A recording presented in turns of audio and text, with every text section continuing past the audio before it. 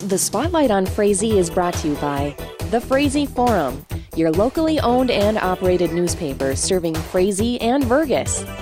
Frazee Family Foods, your full-service grocery store offering fast, friendly, no-hassle service. Welcome to Spotlight on Frazee. I'm your host, Hank Ledke, and we're here with John Dermody. Howdy, John. Hi there, Hank. How are you doing today? I'm doing great. So, I understand we have another Frazee Talent Showcase coming up. Yes, we had the first one in November during Veterans Week, and this is one of our caps that we gave away. Now this time we'll have Talent Showcase 2, and Roger Bowe has designed a new one that is fantastic with musical notes and all that other stuff. I don't know what the names are. We'll be having a lot of the same people performing. We had 15 acts before. This is going to be St. Patrick's Day week, and it's on the 19th of Thursday, but there will be an Irish number or two. Do you have to wear green then? Well, you don't have to, but it wouldn't, maybe spinach between your teeth or something like that. Now, Hank last time was our master of ceremonies, and he will be again.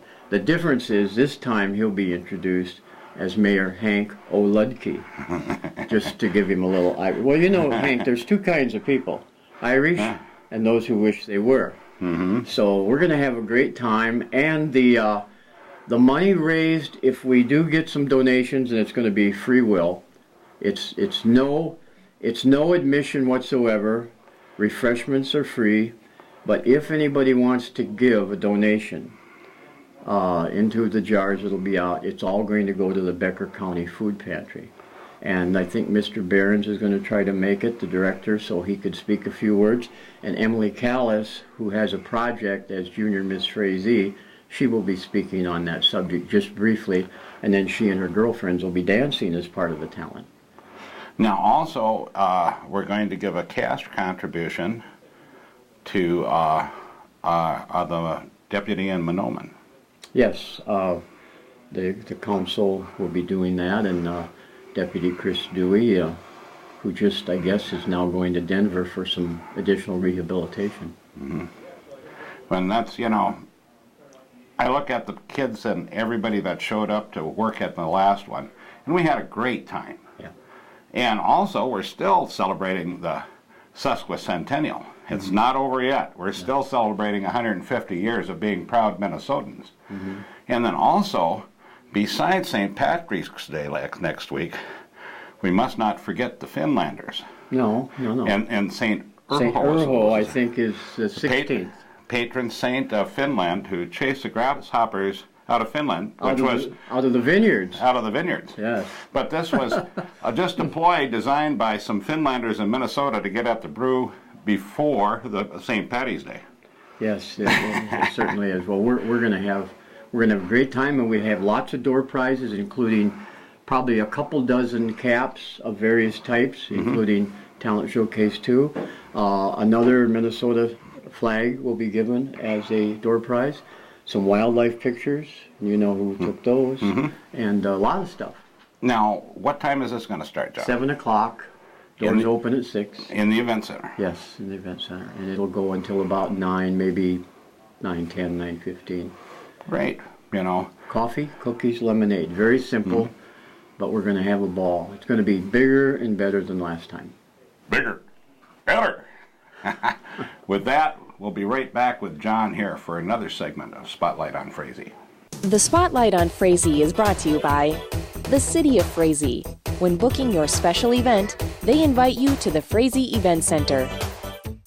Welcome back to Spotlight on Frazee. I'm still here with John, and we're still talking about the Talent Showcase 2, the second one. Yes. And so, John, now, you want to tell us a little bit about some of the acts we had at the first one? I mean, we had some tremendous people there. Well, we had a great lineup, and it was so much a good mixture, which I can't take credit for getting it. It came together by accident. We had a storyteller. We had the Homebrew Hillbillies, which are people from our community here. They dress up goofy. They have strange homemade instruments. They'll be there. A new act this year that's going to be really good to hear because I know how well they sing is the Bethlehem Lutheran Choir is going to come and do a couple songs. That'll be great. We have the North Star Cloggers, which are 4 grandmothers who can dance their wheels off. You'd swear that they can't keep going, but they were probably the hit of last show. I wish I could do what they do. I wish I could do it for 30 seconds. Yeah, I don't know how they do it. Great exercise. I mean, they do it for minutes at a time. We've got a keyboard artist again, and I think there'll be 2 or 3. We have soloists, vocal soloists again. We have instrumentalists.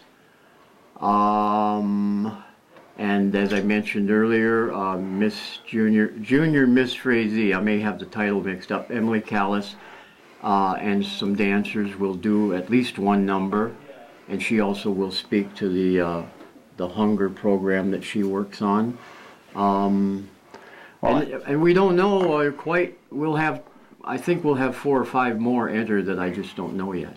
Well, and in relation to this, providing things for the food pantry, this has been a big thing this year. They've had more people than ever that have had to use the food pantry. And with some of the things that have happened, you know, the peanut butter scare, the deal with the venison, I mean, we've lost stuff, you know, that was probably just fine, but couldn't be given away. No, right.